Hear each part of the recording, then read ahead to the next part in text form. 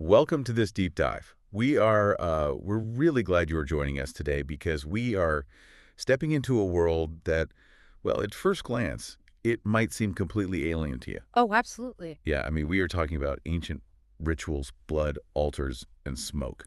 It can feel incredibly dense and, frankly, a little intimidating. It really can. But I promise you, what we are about to explore is profoundly rewarding. We are immersing ourselves in excerpts from chapter 12 of a meticulously detailed text, the rituals of atonement and the transfer of sin. Right. And our mission for this deep dive is to really wrap our minds around the intricate mechanical beauty of the ancient sanctuary services. We want to understand how human failure, sin, was literally and symbolically handled. Handled in a very physical way. Exactly. And we are going to get into some surprisingly intense modern scholarly debates about how this entire system actually operated. So if you have ever wondered about the actual nuts and bolts of ancient atonement, you are exactly where you need to be. And I think it is essential to establish right out of the gate that we are not just looking at dry, archaic history here. No, not at all. When you read this text, you realize very quickly that this is a brilliantly engineered, highly logical system. It is an architecture of justice, of grace, of substitution, and of transfer. It's a blueprint, really. Precisely. The mechanisms we are unpacking today form the absolute bedrock of the biblical salvation plan. Every single detail, every drop of blood, every piece of baked bread, every thread on the garments, it all has a specific, heavily weighted purpose. If we zoom out and look at the bigger picture, this is the blueprint for how a perfectly holy God interacts with a deeply flawed humanity without compromising either his justice or his love. Okay, let's unpack this blueprint. And to do that, we need to start with what feels like the background operating system of this entire ancient sanctuary. We need to talk about the rhythm of the continual services. The baseline, yeah. Right. The source text introduces us to this fascinating Hebrew word, temed. It translates to continual, perpetual, or regular. I like to imagine it as the heartbeat of the sanctuary. It is the hum of the engine that never, ever stops. That's a great way to put it. And the text breaks down 5 specific elements that make up this temed rhythm. Let's walk through them, because the source is very rigorous about the biblical foundation for each one. Where does this heartbeat actually begin? Well, it begins outside, right in the courtyard, with the continual burnt offering. The text points us directly to the instructions laid out in Numbers chapter 28, verses 3 through 8, and Leviticus chapter 6, verses 9 through 13. Okay. According to Numbers, this ritual required a 1-year-old male lamb to be offered regularly every single morning and every single evening. And Leviticus takes it a step further, specifying that the fire on the altar was to be kept burning continually. It was to burn day and night. The ashes were cleared, the wood was replenished, but that fire never went out. Think about the sheer logistics of that for a second. You are a nomadic people wandering in a harsh desert, or later, a nation dealing with storms, droughts, and wars, and through all of it, you have to ensure this fire never dies. It's wild. I mean, that requires an obsessive level of dedication. Exactly, because what is fascinating here is the symbolism. This constant burning sacrifice wasn't just about cooking meat. It symbolized the daily consecration of the entire nation to God. It represented their absolute, constant dependence upon a mediator. Typologically, it points directly to the atoning blood of Christ. It's a visual anchor. It was a visual, ever-present reminder to the people that their relationship with God was sustained by an unbroken, continuous sacrifice. You could wake up at 2 in the morning, look out over the camp, and see the smoke rising. You knew the system was working. So we have this unbroken cycle of consecration outside. Then the text moves us from the altar in the courtyard into the holy place, the first room of the sanctuary itself. That brings us to the second element, the continual offering of the bread of the presence. And looking at the notes, there is a serious trail of documentation for this bread. There is. The instructions are laid out across multiple books. We see it in Exodus 25.30, Leviticus 24.8, the historical records in 2 Chronicles 2.4, and Numbers 4.17. Wow, okay. In fact, Numbers 4.17 explicitly calls it Lechem Hatamid, which literally translates to the continual bread. This wasn't a one-time offering. 12 loaves, representing the 12 tribes, were placed before the Lord every single Sabbath, freshly baked, replacing the old loaves. What I find so compelling about this is what bread represented in the ancient Near East. Bread was life. If you didn't have grain, you didn't survive. It was the ultimate symbol of sustenance. Precisely. The purpose of this bread was to acknowledge humanity's regular, constant dependence on God for both temporal and spiritual food. It was a physical, tangible reminder that life-sustaining nourishment comes only through divine mediation. You don't just eat one meal and never need food again for the rest of your life. Right, you'd starve. You need it continually. That is the very essence of the word tainment. It is ongoing provision. Which naturally leads us to the third element, because you can't have a functioning sanctuary inside a thick, multi-layered tent in the dark. We have the continual light of the lampstand. The texts anchoring this are Exodus 27:20, Leviticus 24:2, and Exodus 30, verses 7 and 8. The details there are very specific. Very. The instructions were incredibly strict. The people had to bring pure beaten olive oil so the lamp would burn continually. There's our word tamid again. Aaron, the high priest, had to trim these lamps regularly, morning and evening, to guarantee the light never failed. The maintenance of that light is crucial. Olive oil doesn't just burn indefinitely on its own. It requires constant tending, trimming the wicks, refilling the bowls. This points directly to the idea of Christ as the light of the world and the imperative for believers to continually let their light shine. It is an uninterrupted witness in a dark place. It takes work. It takes constant work, and tied seamlessly to that trimming of the lamps is the fourth element, the continual burning of the incense. Right, because when Aaron went in to trim those lamps morning and evening, he had another job to do simultaneously. Yes, according to Exodus 30:7 and 8, when he tended the lamps, he also burned sweet incense on the altar of incense, which stood right in front of the veil. The text says this was to ensure a perpetual incense before the Lord. Again, Tamid. Imagine the sensory experience of this. Oh, the heavy, sweet smoke filling the room day after day, year after year. The text explains that this perpetual incense represents perfect righteousness and intercession.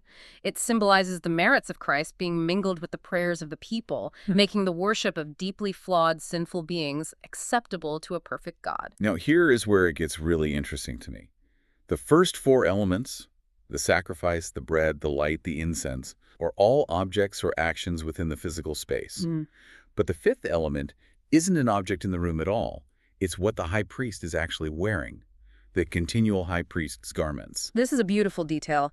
Exodus 28:29 outlines that the high priest must bear the names of the sons of Israel on the breastplate of judgment worn directly over his heart as a memorial before the Lord continually.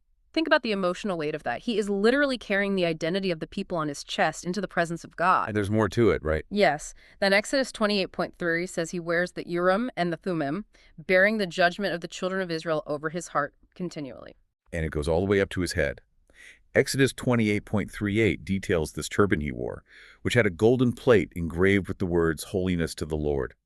The text says this plate was to always or continually be on his forehead so that the worshipers might be accepted. It's as if the priest himself, in his very clothing, embodies this unbroken state of mediation. He absolutely does. Yeah. If we synthesize all five of these elements, the burning sacrifice, the fresh bread, the glowing light, the sweet incense, and the inscribed garments, their ultimate typological purpose is profound.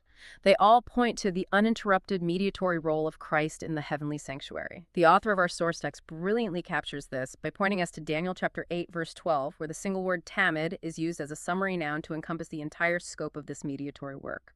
It is an unbroken, flawless, relentlessly functioning system of grace and sustenance. But, and this is a massive but that we have to address, what happens when this beautifully ordered system breaks down? Because as flawless as the architecture is, human beings are involved. And human beings are messy.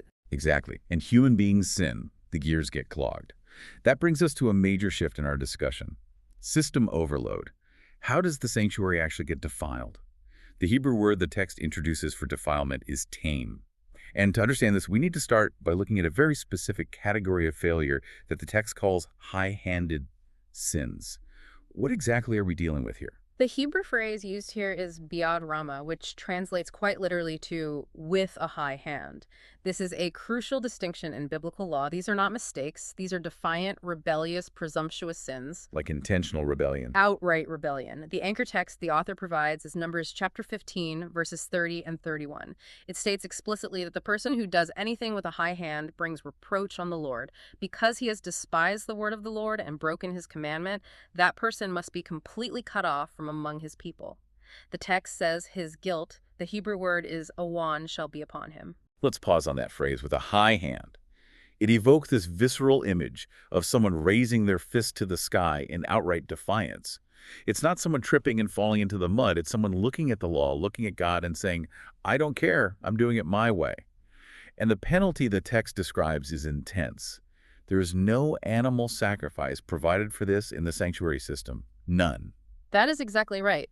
The sanctuary system was not a magical get-out-of-jail-free card for unrepentant rebellion. For a high-handed sin, the penalty is extirpation. In the ancient context, being cut off meant being completely severed from one's lineage and community, often leading to premature death, and in the broader theological context, the loss of eternal life.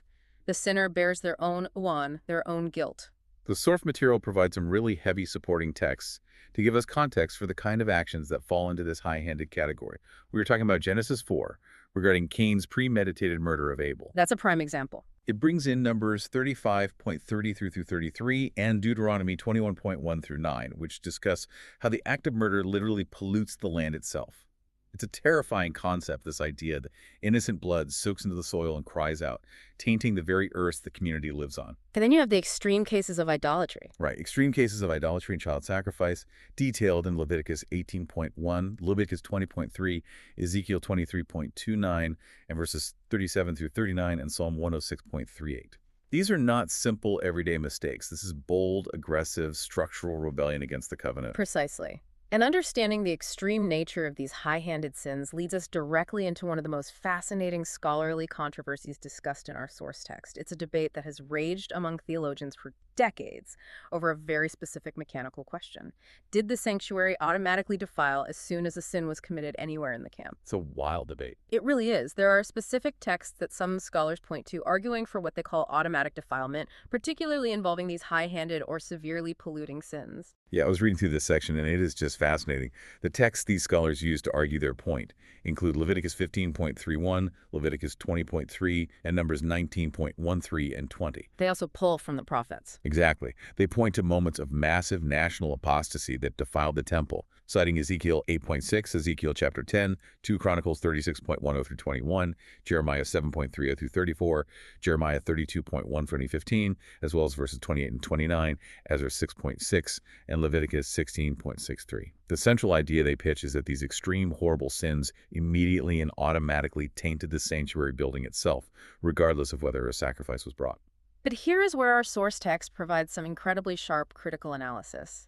The author takes a calm, highly systematic look at the theories proposed by prominent non-Adventist scholars like Baruch Levine and Jacob Milgrom. What were they arguing? Well, Levine hypothesized that sin has this almost demonic, magical quality that is literally attracted to the sanctuary like a magnet. Milgrom suggested something similar, developing what he called an aerial theory of sin.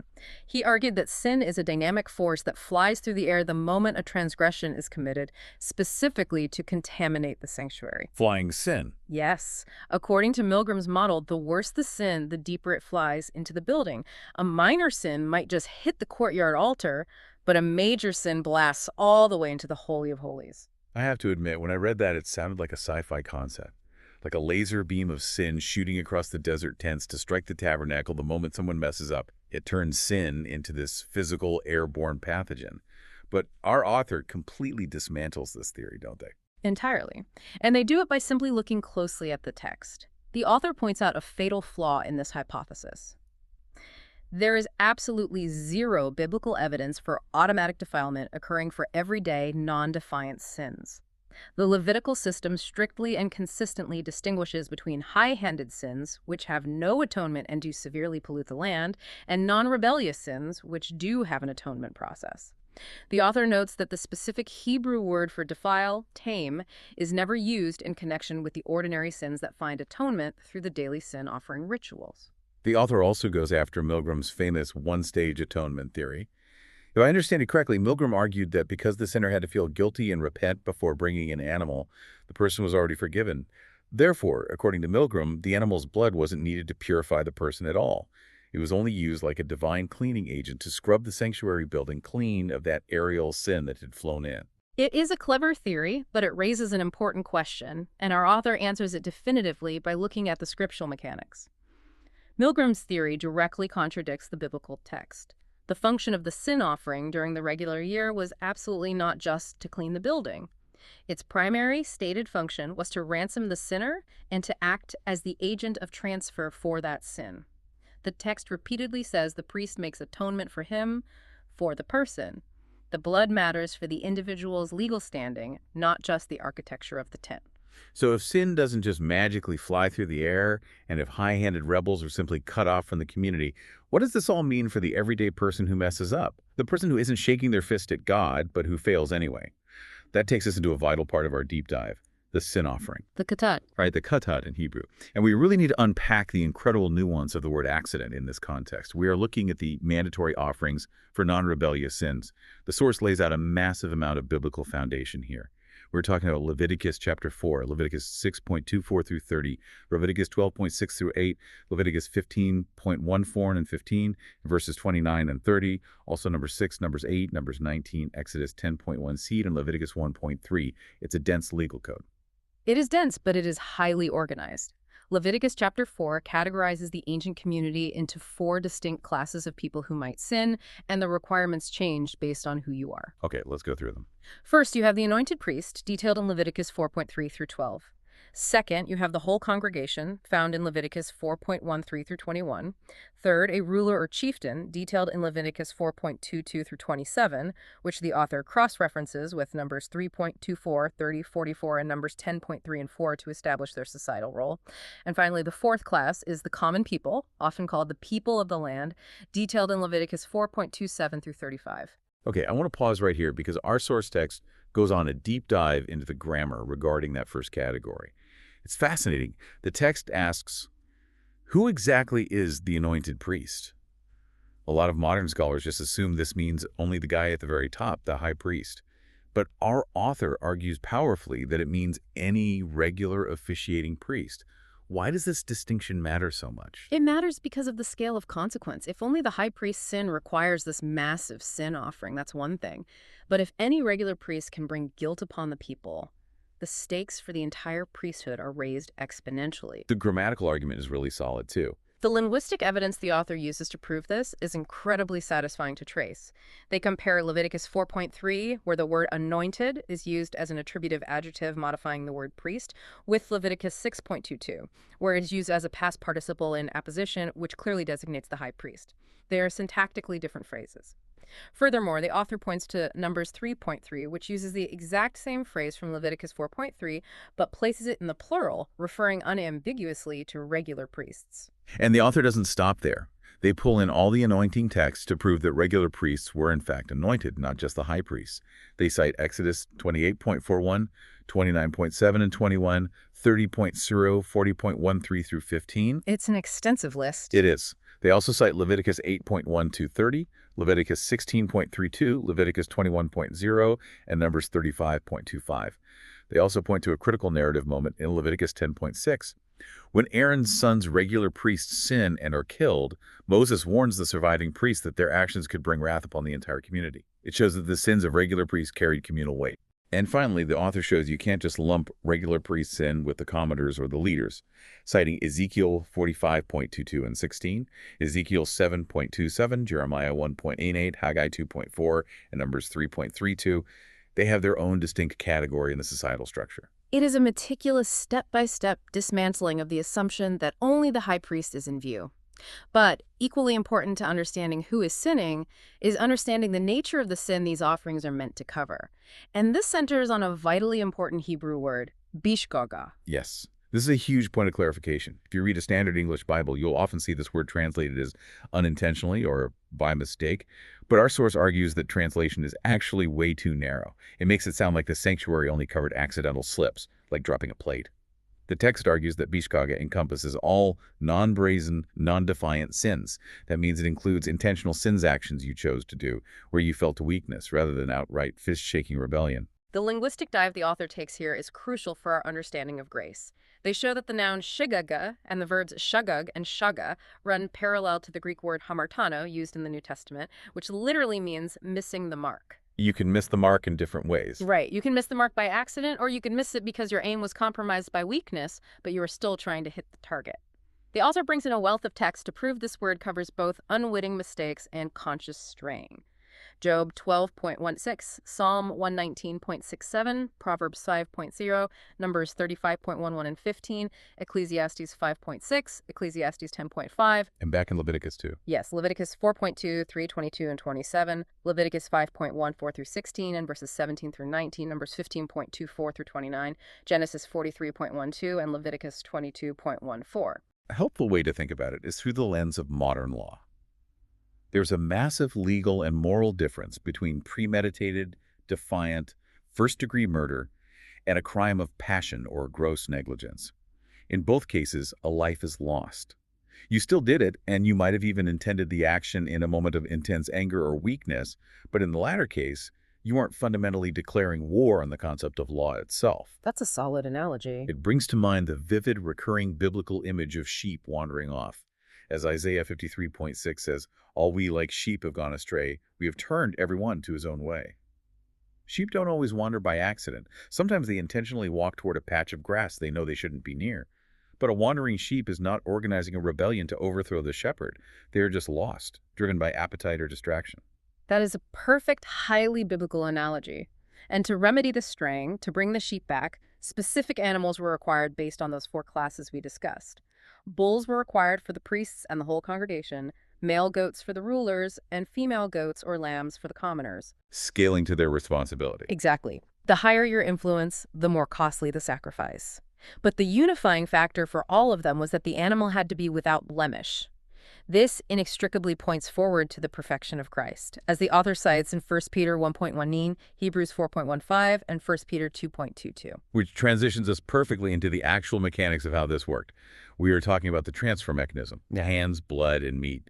We've established that the sin doesn't magically fly through the air, so how did the sin actually move from the guilty person to the sanctuary? The text lays out a highly defined step-by-step procedure. Step 1 is guilt and repentance. The sinner has to experience both the subjective feeling of remorse and acknowledge their objective legal status of guilt, which is the Hebrew word asham. Once that realization hits, they move to the next step, bringing the unblemished animal substitute to the door of the tabernacle. This physical act itself is a mute, profound confession. You are publicly admitting you need a substitute. Leviticus 1.4 explicitly states the purpose. It shall be accepted for him to make atonement for him. The entire premise is substitutionary. And then comes the physical interaction, the laying on of hands. I have to ask, because I know scholars debate this endlessly, what did placing hands on the head of this animal actually accomplish? Our text brings up modern scholars like David P. Wright, who argue that the hand laying just meant ownership.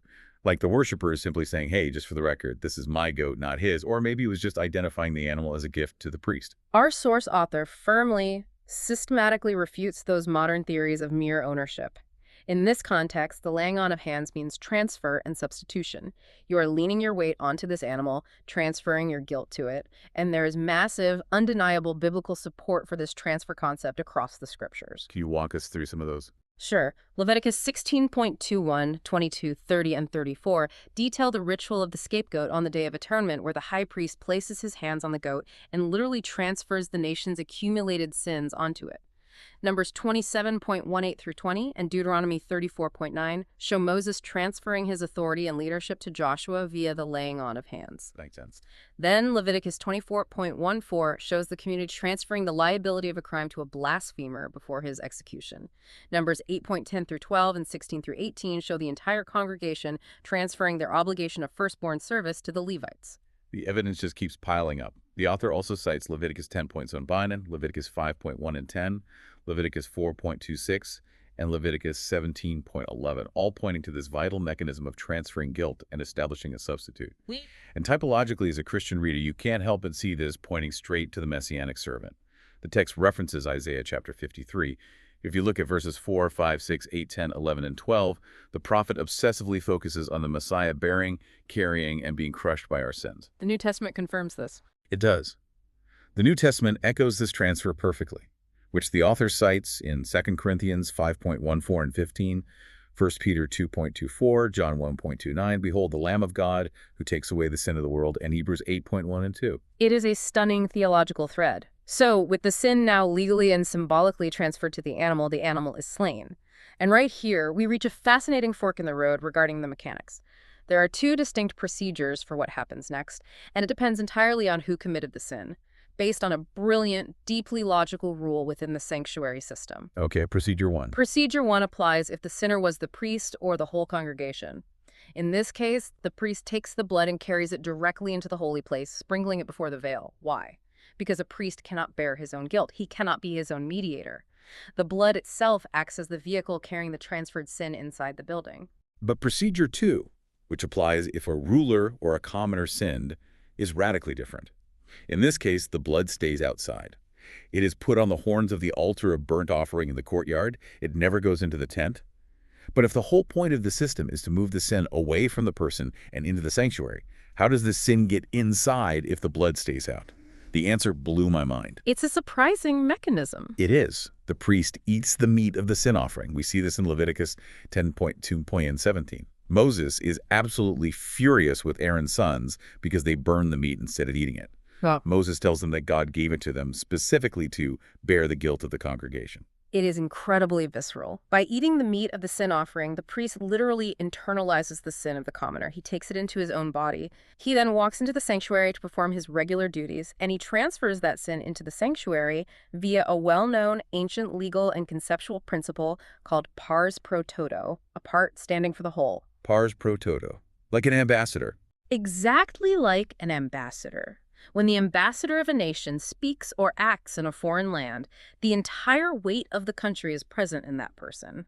In the sanctuary system, the priest is the sanctuary in human form. When he eats the meat, he absorbs the sin, and because he is part of the sanctuary, the building itself absorbs the sin. Imagine the emotional weight of that. You are the priest. Someone in your community falls to weakness, commits a sin, brings an animal, and slays it. And then you have to sit down, chew, and swallow the physical representation of your neighbor's failure. You are taking their shame into your own body. It's not just a cold legal transaction. It is a deeply intimate, heavy act of carrying someone else's burden. It is a profound burden. And it brings us to the ultimate result of this entire mechanism, atonement and justification. The Hebrew verb used throughout these rituals is kippur. At its core, it means to ransom through substitution. Through this grueling process, the sinner is freed, their debt is paid, and the sin is physically and legally moved away from them. But it leaves us with a paradox. It does. This creates an incredible theological paradox that the text highlights. The sin is transferred to the innocent sacrifice, then transferred to the priest, and finally transferred to the sanctuary building. Yet, through this entire contamination process, the sacrifice, the priest, and the sanctuary all remain perfectly holy. They handle the dirt, but they are not made wicked by it. That paradox is mind-bending. The holy absorbing the unholy without losing its holiness. But as we continue through the text, we encounter another layer. What if your sin isn't just a general wandering? What if your sin actually steals something, defrauds your neighbor, or deprives God of something sacred? That takes us to a specialized category, the guilt or reparation offering, known in Hebrew as the Asham. We find the instructions for this in Leviticus 5.1 through 6.7. The Asham is treated as a specialized subcategory of the sin offering. It deals specifically with situations requiring tangible restitution. God's justice isn't just about saying, "I'm sorry," it's about making things right. The standard penalty here was incredibly strict.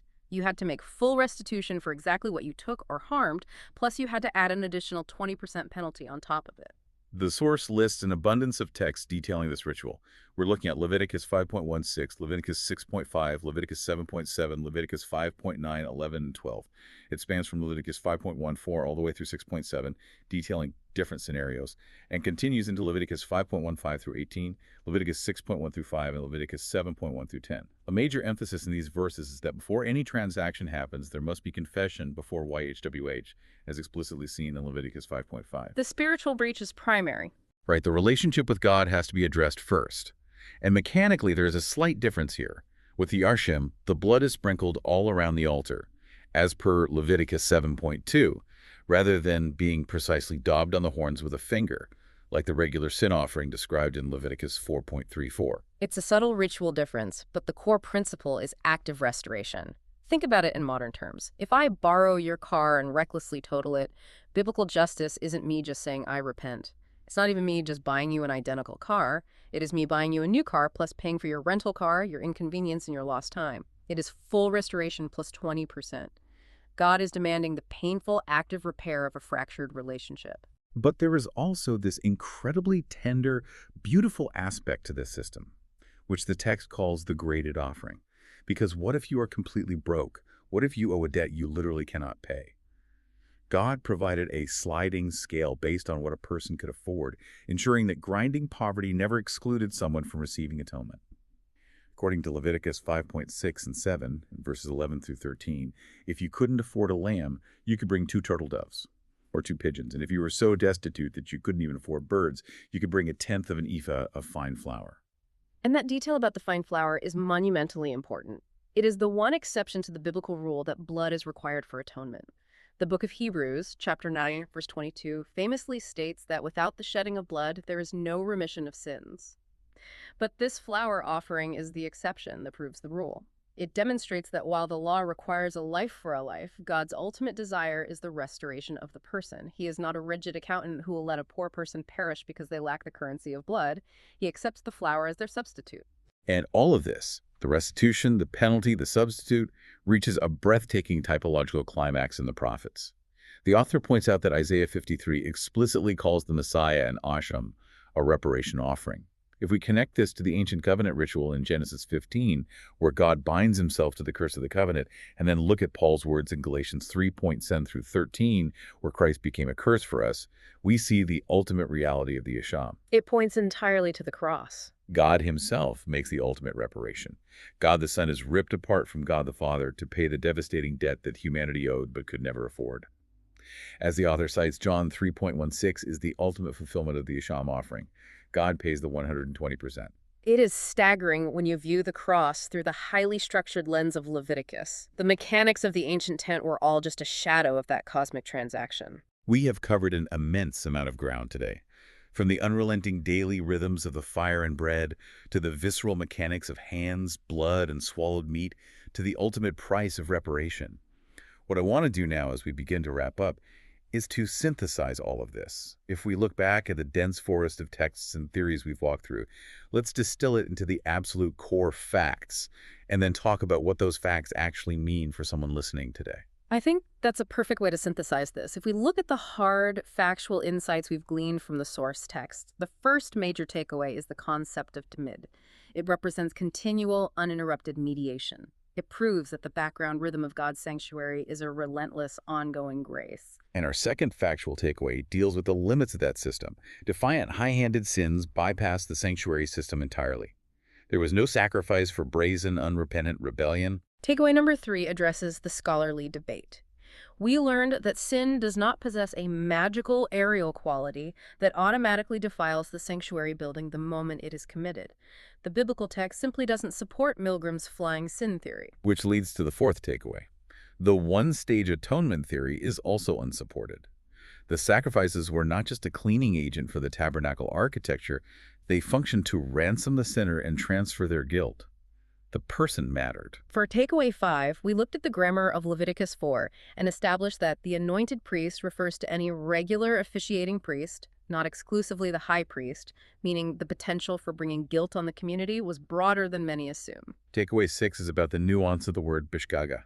We learned it is a broad term that includes both completely accidental mistakes and intentional but non-rebellious going astray. Covers our weakness. Takeaway 7 focused on the physical ritual. Placing hands on the head of a sacrifice fundamentally means transfer and substitution. It is not mere ownership or a presentation of a gift. It is the literal moving of guilt. Takeaway 8 is the mind-blowing reality of pars pro toto.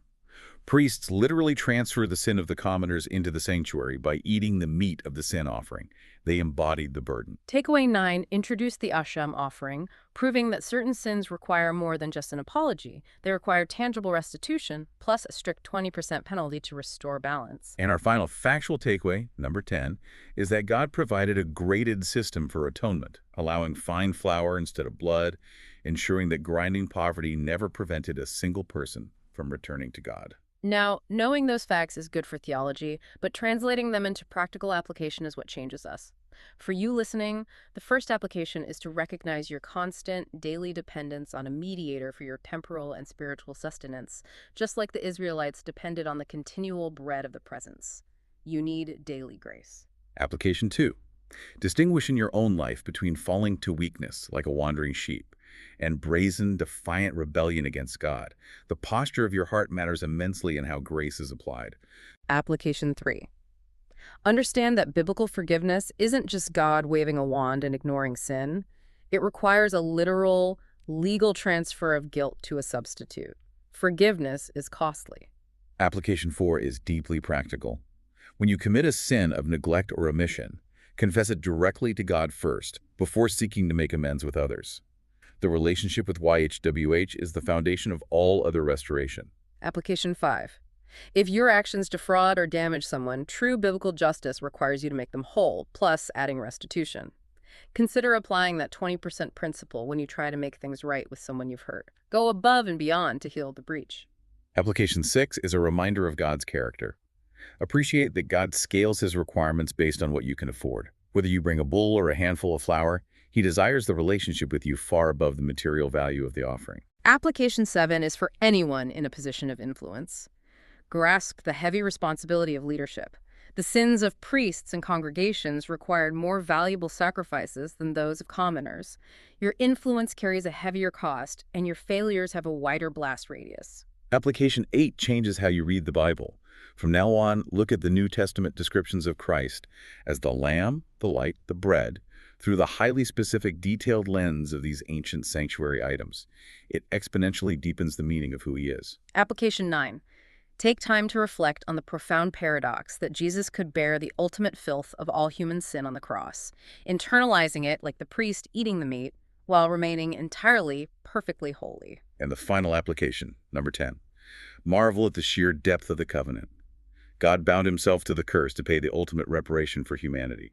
He paid the debt himself, stepping in as the ultimate Asham offering. If we take a step back and look at everything we've just discussed, from the daily smoke of the tamid to the blood on the horns to the priest chewing the meat of the sin offering, it all points to a very specific, undeniable mechanical reality. Day after day, morning and evening, sin is being systematically transferred. It moves from the guilty people to the animal substitutes into the bodies of the priests, and finally, through the blood and the meat, it is deposited into the sanctuary itself. All year long, this beautiful tent is acting like a giant divine sponge. It is soaking up the accumulated sins of an entire nation, safely storing their guilt away from the camp so they can continue to live. But if you follow the logic of that system, it leaves us with a hanging, deeply provocative question. We know what happens to the people. They're forgiven. But what happens to the sponge? If the sanctuary accumulates the dark record of all this forgiven sin day after day, week after week, all year long. Wait, I shouldn't say that. If it accumulates all year long, eventually the sponge must get full. How is the sanctuary itself finally cleansed from the burden it has absorbed? That mechanical dilemma, that ultimate cosmic purging, is the profound mystery waiting for us on the yearly Day of Atonement.